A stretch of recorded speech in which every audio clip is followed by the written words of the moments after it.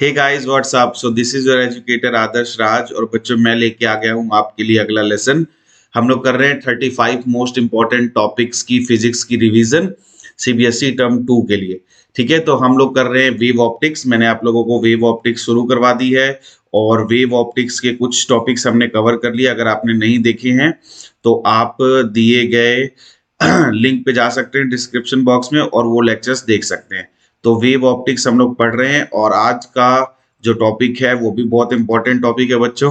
तो चलो स्टार्ट करते हैं। आज का टॉपिक है क्या? Concept of superposition of waves. तो देखिए बेटा, जब भी दो वेव्स एक दूसरों के ऊपर सुपर इम्पोज होती हैं तो वो किस तरीके से बिहेव करती है उसके बारे में हम लोग आज पढ़ेंगे। तो देखो बेटा, जब हम थियरीज ऑफ लाइट के बारे में पढ़ते हैं तो सबसे पहली थ्योरी हमने देखी कॉर्पस्क्यूलर थ्योरी जो पार्टिकल नेचर को सपोर्ट करती है। देन वेव थ्योरी है, देन लाइट की क्वांटम थ्योरी है, देन डुअल थ्योरी है जिसको हम डी ब्रोगली हाइपोथेसिस भी कहते हैं। हमारा जो टॉपिक का डिस्कशन है वो है वेव थियरी। वेव थियरी में लाइट के किस कैरेक्टरिस्टिक्स की बात हो रही होती है? वेव थ्योरी में लाइट के वेव कैरेक्टरिस्टिक्स की बात हो रही होती है। और इस केस में लाइट जो फिनोमिना शो करती है वो फिनोमिना है reflection, refraction, polarisation, interference and diffraction. तो बेटा हम लोगों ने अभी तक क्या क्या कवर कर लिया है? रिफ्लेक्शन कवर कर लिया है by the help of Huygens principle, refraction cover कर लिया है with the help of Huygens principle. Polarisation हमारे डिस्कशन का टॉपिक नहीं है। क्यों नहीं है बेटा? क्योंकि ये सीबीएसई के सिलेबस से हटा दिया गया है। अब इसके बाद हमारे को बात करनी है इंटरफेरेंस एंड डिफ्रैक्शन की। तो इंटरफेरेंस को समझने के लिए बेटा हम लोग सीखते हैं क्या? इंटरफेरेंस को समझने के लिए सुपर इम्पोजिशन हमें समझना पड़ता है। तो हमारा जो मेन टॉपिक ऑफ डिस्कशन रहने वाला है वो है इंटरफेरेंस एंड डिफ्रैक्शन। ठीक है, चलिए। तो बेटा इंटरफेरेंस एंड डिफ्रैक्शन को हम तीन पार्ट में डिवाइड कर सकते हैं। पहला, हम सीखेंगे कंसेप्ट ऑफ सुपरपोजिशन।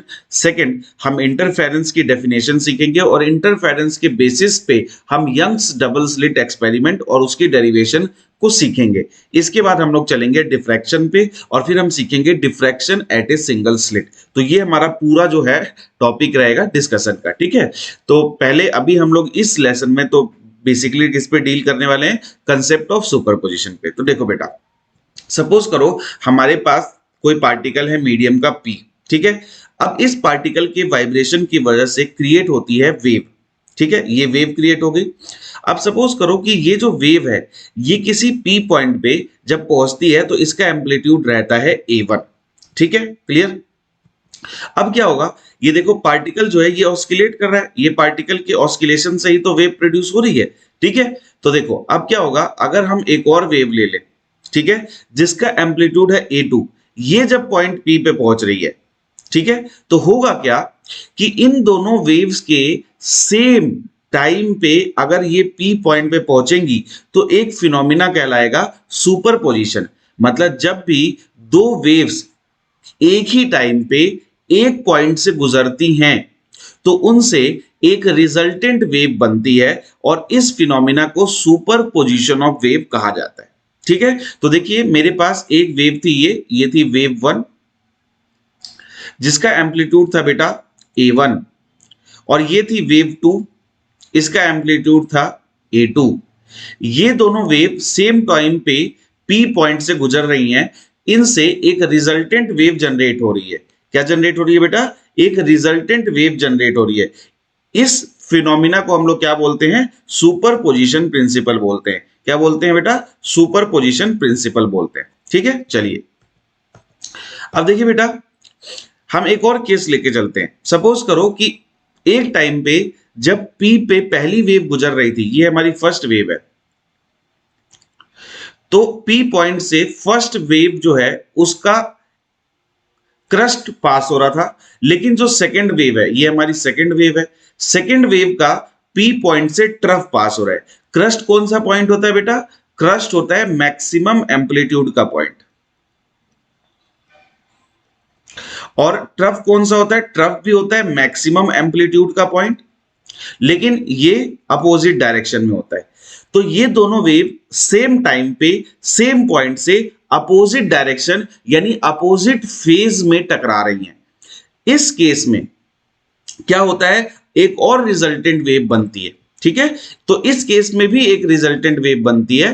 तो इस केस में भी हम इस प्रिंसिपल को क्या बोलते हैं, सुपरपोजिशन प्रिंसिपल ही बोलते हैं। यहां पे देखिए रिजल्टेंट वेव जो बनी, इसका इसका एम्पलीट्यूड देखोगे तो दोनों के एम्पलीट्यूड से लेस आ रहा है, जबकि पिछले वाले केस में क्या था, अगर पिछला वाला केस देखा जाए तो रिजल्टेंट वेव का जो एम्पलीट्यूड था ये दोनों ही वेव के एम्पलीट्यूड से ज्यादा था, है ना। यानी कि दो टाइप से सुपरपोजिशन हो सकता है, एक जब रिजल्टेंट वेव का एम्पलीट्यूड दोनों वेव से ज्यादा आए, और एक जब रिजल्टेंट वेव का एम्पलीट्यूड दोनों वेव से कम आए। ठीक है, क्लियर।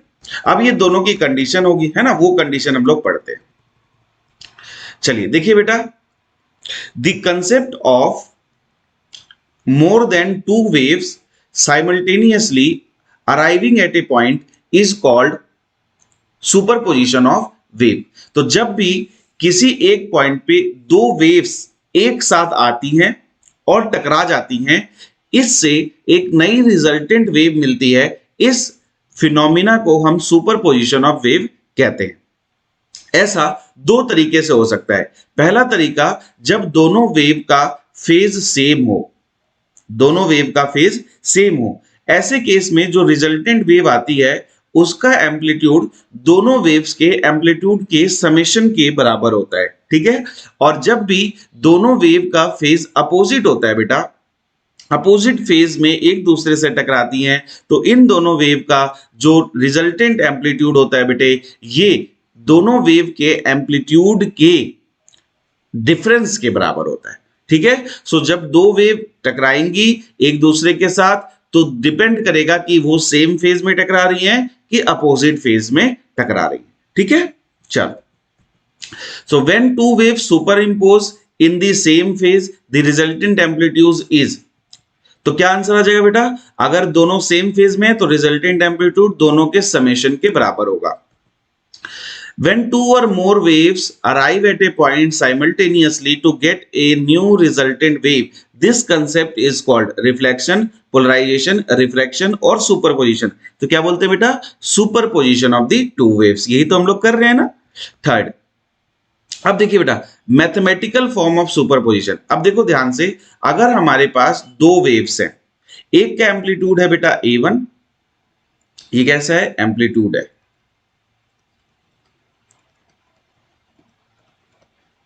ठीक है, ये है A2, इसका एम्पलीट्यूड है A2। ये दोनों बेटा कैसी हैं, सेम फेज में। सेम फेज में कब माना जाता है, जब इन दोनों के बीच का जो फेज डिफरेंस है वो बेटा वो 0 डिग्री होगा, तब हम क्या बोलेंगे, ये दोनों सेम फेज में। ठीक है, इस केस में जो रिजल्टेंट वेव आती है बेटा, ये हमारी रिजल्टेंट वेव है। तो रिजल्टेंट वेव का एम्पलीट्यूड क्या होगा, हम कैसे देते हैं, net amplitude is equal to A1 का स्क्वायर प्लस A2 का square two A1 A2 cos of theta, where theta is the phase difference बेटा। लेकिन क्योंकि यहाँ पे फेज डिफरेंस जो है वो 0 है, तो cos थीटा की वैल्यू 1 हो जाएगी। तो हमारे पास क्या आ गया, A1 का स्क्वायर प्लस A2 का स्क्वायर प्लस 2A1 A2। तो यहाँ पे जो नेट A आ गया बेटा, वो क्या आ गया, A1 प्लस A2 का होल स्क्वायर का अंडर रूट, तो स्क्वायर से अंडर रूट खत्म हो जाएगा, और हमारे पास जो net resultant of two waves आएगा वो बेटा क्या आ जाएगा, A1 प्लस A2। जैसे इसको एग्जाम्पल से मैं समझाऊं, सपोज करो आपके पास एक वेव है y1 is equal to 25 sine omega t, और आपके पास दूसरी वेव है बेटा y2 इज इक्वल टू 25, या आप इसको 250 ले लो, 250 साइन ओमेगा टी। तो देखो बेटा, अब यहाँ पे दोनों का फेज सेम है, ओमेगा टी और ओमेगा टी, यानी कि अगर इससे हम रिजल्टेंट वेव बनाएं तो हम सीधा क्या लिख सकते हैं, रिजल्टेंट वेव का जो एम्पलीट्यूड है वो हम सीधा क्या लिख सकते हैं बेटा, एम्पलीट्यूड फॉर रिजल्टेंट वेव क्या लिख सकते हैं हम, 275। अब यहाँ पे हम एम्पलीट्यूड की बात कर रहे हैं, तो हम दोनों के एम्पलीट्यूड को क्या कर देते हैं, ऐड कर देते हैं सिंपली। अब देखो बेटा, अगर हमारा जो फेज है दोनों का अपोजिट है, तो हम क्या बोलते हैं बेटा, जब भी अपोजिट फेज होता है इसका मतलब दोनों के बीच का फेज डिफरेंस 180 डिग्री होता है। जैसे सपोज करो बेटा, एक हमारी वेव आ जाएगी y1 is equal to a sine omega t, और दूसरी हमारी जो वेव आ जाएगी वो आ जाएगी y2 is equal to a sine omega t plus pi. तो इन दोनों के वेव के बीच में जो फेज डिफरेंस है वो पाई है। कैसे पता चल रहा है बेटा? देखो साइन के बाद जो ये लिखी होती है ब्रैकेट के अंदर जो एंगल होता है यही हमारा फेज बताता है। तो फर्स्ट का जो फेज है वो कितना है बेटा? Omega t. और सेकंड का जो फेज है वो कितना है बेटे? Omega t plus pi. तो दोनों के फेज का अगर हम डिफरेंस देखें बेटा तो phi two minus phi one जब आप करोगे तो फेज डिफरेंस कितना आ जाएगा? पाई आ जाएगा। कितना आ जाएगा? पाई। जब फेज डिफरेंस पाई होता है तब हमारी जो वेव है वो जब सुपर इंपोज करती है तो रिजल्टेंट वेव का जो एम्पलीट्यूड आता है बेटा वो कितना आता है? A1 माइनस A2 आता है। कितना आता है बेटे? A1 minus A2। कैसे आता है देखो, A1 का स्क्वायर A2 का square 2A1 A2 cos theta. अभी हम यहाँ पे क्या रख देंगे? कॉस 180। कॉस 180 कितना होता है बेटा? माइनस वन होता है। इसीलिए यहाँ पे ये जो वैल्यू है ये माइनस में आ गई। पहले क्या था? प्लस 2A1A2, ये बन गया माइनस 2A1A2। ठीक है बेटे? तो यहां से आ गया ए की value under root A1 minus A2 का स्क्वायर, रूट से स्क्वायर कट जाएगा और नेट ए की वैल्यू आ जाएगी A1 माइनस A2। यानी कि अगर दो वेव्स हैं उनके उनका एम्पलीट्यूड है, मान लो हमारे पास एक वेव है उसका एम्पलीट्यूड है 75, दूसरी वेव है उसका एम्पलीट्यूड है 25, तो हम सीधा एम्पलीट्यूड माइनस कर देंगे, हमारा आंसर क्या आ जाएगा? 50। लेकिन ये कब होगा बेटा? जब दोनों वेव के फेज डिफरेंस की वैल्यू क्या हो? पाई हो।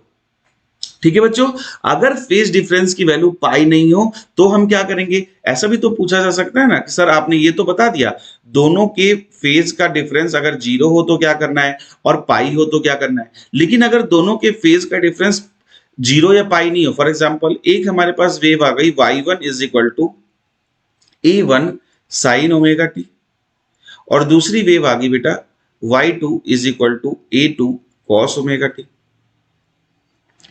अब देखो बेटा साइन ओमेगा टी और कॉस ओमेगा टी इन दोनों के बीच जो फेज डिफरेंस है वो पाई बाई टू का है। ऐसा क्यों है बेटा? क्योंकि एक साइन में है और एक कॉस में है और साइन और कॉस फंक्शन के बीच में फेज डिफरेंस कितना होता है? पाई बाई टू का होता है। ऐसा क्यों होता है? क्योंकि कॉस 90 प्लस थीटा को हम साइन थीटा लिख सकते हैं। आप समझ रहे हो? इसीलिए ऐसा होता है बेटा। तो phase difference pi by two है तो अब हम फॉर्मूला क्या लगा देंगे? Net resultant is equal to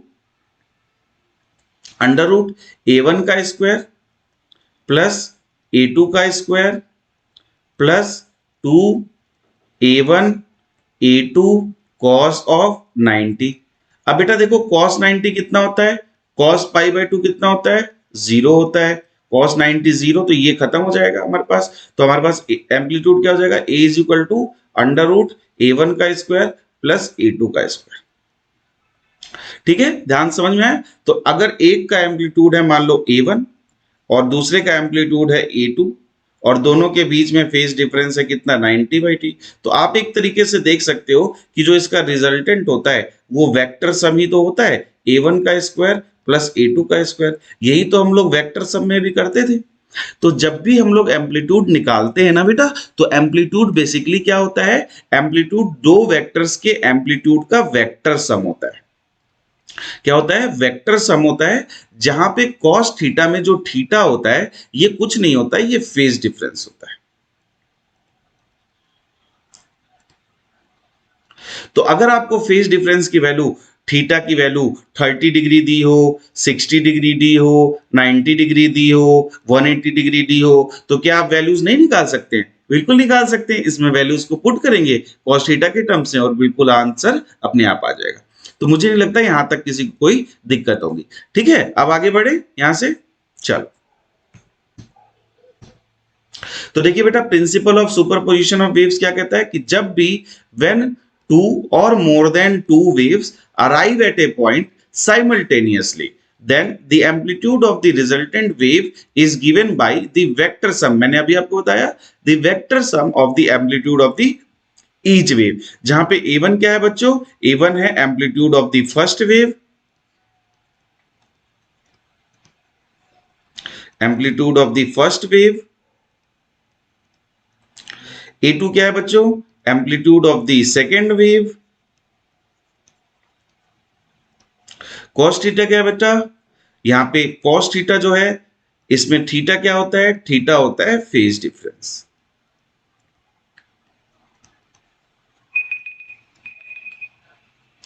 theta क्या होता है? फेज डिफरेंस होता है। ठीक है बच्चों, तो ये आपको ध्यान रखना है, थीटा फेज डिफरेंस है। तो जब भी दो वेव्स आए तो उनका एम्पलीट्यूड हम ऐसे निकाल सकते हैं। According to the principle of superposition, the amplitude of the resultant wave is the vector addition.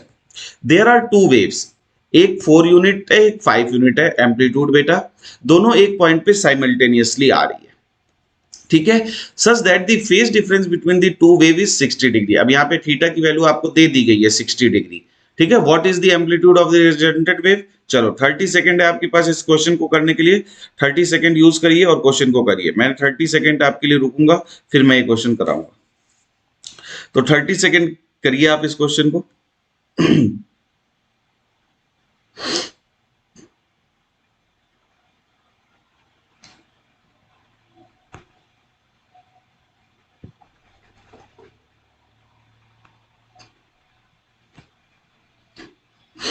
तो यहाँ पे देखो बेटा, A1 की वैल्यू है, सिंपल दे रखा है आपको। A1 की वैल्यू आपको क्या दे रखी है? 4। A2 की वैल्यू आपको क्या दे रखी है? 5। थीटा की वैल्यू आपको दे रखी है 60 डिग्री। फॉर्मूला अभी मैंने आपको बताया था, फॉर्मूला में पुट कर दीजिए। सिंपल है, बहुत ज्यादा सा डिफिकल्ट नहीं है। चलिए मैं बताऊं आपको, देखिए बेटा, हमारे पास वैल्यू हमें पता है। A1 की वैल्यू है कितनी? 4 यूनिट, A2 की 5 और थीटा है 60 डिग्री। फॉर्मूले में पुट कर देंगे हम। 4 का स्क्वायर 5 का square 2 4 5 into cos of 60। Cos 60 1/2 होता है। वैल्यूज पुट करेंगे और हमारे पास आंसर हो जाएगा √61। तो आंसर क्या आ गया? √61।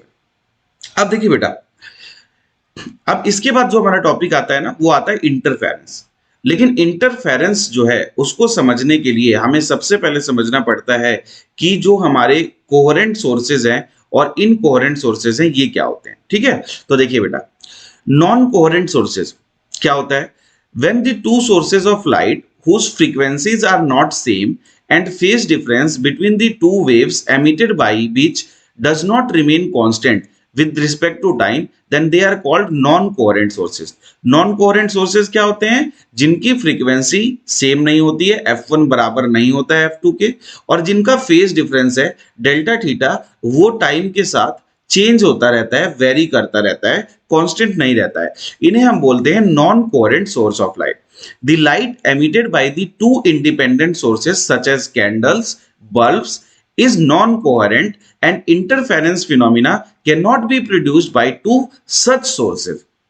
तो देखो बेटा, अगर हम इंटरफेरेंस फिनोमिना को प्रोड्यूस करना चाहते हैं तो इंटरफेरेंस कभी भी दो इंडिपेंडेंट सोर्सेज या दो नॉन कोहेरेंट सोर्सेज से नहीं मिल सकता है। तो उसके लिए हमें क्या सीखना पड़ता है?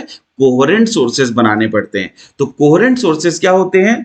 उसका अपोजिट हो जाएगा ऐसे सोर्सेज जिनकी फ्रीक्वेंसी सेम होती है और जिनके वेव्स के बीच में कांस्टेंट फेज डिफरेंस होता है, उन्हें हम क्या बोलते हैं? कोहेरेंट सोर्सेज बोलते हैं बेटा। क्या बोलते हैं? Coherent sources. पेपर के लिए बहुत इंपॉर्टेंट है। They are obtained from the single source, एक सिंगल सोर्स से ही बनाए जाते हैं ये। दीज कैन बी अपेरेंट और रियल, ये अपेरेंट भी हो सकते हैं, इसको हम वर्चुअल भी कह सकते हैं, वर्चुअल भी हो सकते हैं और रियल भी हो सकते हैं। Laser light is highly coherent and monochromatic. Mono मतलब होता है सिंगल और क्रोम मतलब होता है बेटा कलर। कई बच्चों को ये डेफिनेशन भी नहीं पता होती है, कोई बात नहीं। क्रोम मतलब कलर। तो ऐसी लाइट जो सिंगल कलर की होती है, सिंगल वेवलेंथ की होती है, उसे मोनोक्रोमेटिक कहते हैं। And the distance between them is small, यानी the distance between the sources is small. उनको हम कोहेरेंट सोर्सेज कहते हैं। क्यों जरूरी है कोहेरेंट सोर्सेज? ताकि हम इंटरफेरेंस पैटर्न प्रोड्यूस कर पाए। अगर हमारे कोहेरेंट सोर्सेज नहीं होंगे तो इंटरफेरेंस नहीं होता है। अब देखिए, कोहेरेंट सोर्सेज हम कैसे पता कर सकते हैं? दो तरीके से, division of wave front end division of amplitude. Division of wave front, देखिए बेटा, जब भी हमारे पास नैरो लाइट सोर्स होता है तो हम क्या करते हैं? उस नैरो सोर्स को डिवाइड कर देते हैं दो पार्ट्स में बाय रिफ्लेक्शन और रिफ्रैक्शन। इससे हमें दो कोहेरेंट सोर्सेज मिल जाते हैं। एक इमेजिनरी हो जाता है या दोनों इमेजिनरी हो जाते हैं। फॉर एग्जांपल, जैसे हम यहाँ पे एक बल्ब ले ले और दो स्लिट्स यूज कर ले, तो अब ये दो स्लिट्स S1 और S2 ये कोहेरेंट सोर्सेज हो जाएंगे। ठीक है, तो हमने एक से दो सोर्सेज बना लिए। ठीक है, इसे हम क्या कहते हैं, डिवीजन ऑफ वेव फ्रंट। हम लोग फ्रेस्नेल बाइप्रिज्म में, लॉयड्स मिरर में और यंग डबल स्लिट एक्सपेरिमेंट में इस मेथड का यूज करते हैं। ठीक है, देखिए in Young double slit experiment 2 points of the wave fronts used as 2 coherent sources, whereas in Fresnel biprism 2 virtual images of the same original source are used at 2 coherent sources। तो हम virtual sources भी मान सकते हैं coherent. ठीक है, second method है division of amplitude. ये कब यूज करते हैं, जब हमारा लाइट सोर्स जो है वो लार्ज होता है, एक्सटेंडेड होता है, पॉइंट सोर्स नहीं होता है, नैरो नहीं होता है। इस केस में the amplitude of the wave emitted by the extended source is divided into 2 parts. पहला पार्शियल रिफ्लेक्शन के लिए और दूसरा पार्शियल रिफ्लेक्शन के लिए। इस केस में हमारे फिर से दो जो है सोर्सेस बन जाते हैं कोहेरेंट। हमारा इसका एग्जांपल है न्यूटन रिंग्स, मिचेल्सन इंटरफेरोमीटर और कलर्स इन थिन फिल्म। तो ये हमारे सिलेबस का पार्ट नहीं है, पहले ये था, अभी आप लोग थोड़े से लकी हो गए, ये सिलेबस का पार्ट नहीं है, इस पे हम लोग ज्यादा डिटेल नहीं करेंगे बेटे। तो अगला हमारा जो टॉपिक है वो है इंटरफेरेंस, वो हम लोग देखेंगे। ठीक है, लेकिन वो देखेंगे कब, नेक्स्ट लेसन में। तो लेजर लाइट क्या होती है बेटा, हाईली कोहेरेंट होती है और हाईली मोनोक्रोमेटिक होती है। ठीक है, फ्रेस्नेल बाइप्रिज्म कैसा एग्जांपल है, डिवीजन ऑफ वेव फ्रंट का एग्जांपल है। ठीक है, तो अगर आपको लेक्चर पसंद आया है तो चैनल को सब्सक्राइब करो बच्चों, वीडियो को शेयर करो, आपको इस वीडियो से बहुत कुछ सीखने को मिला होगा। नेक्स्ट लेसन जो है वो मैं आपके लिए क्या लेके आऊंगा, इंटरफेरेंस लेके आऊंगा। क्या लेके आऊंगा बच्चों, इंटरफेरेंस ऑफ लाइट वेव। ठीक है, तो उस लेक्चर के लिए तैयार रहिए, तब तक आप इस चैनल को सब्सक्राइब करिए। Have a great day.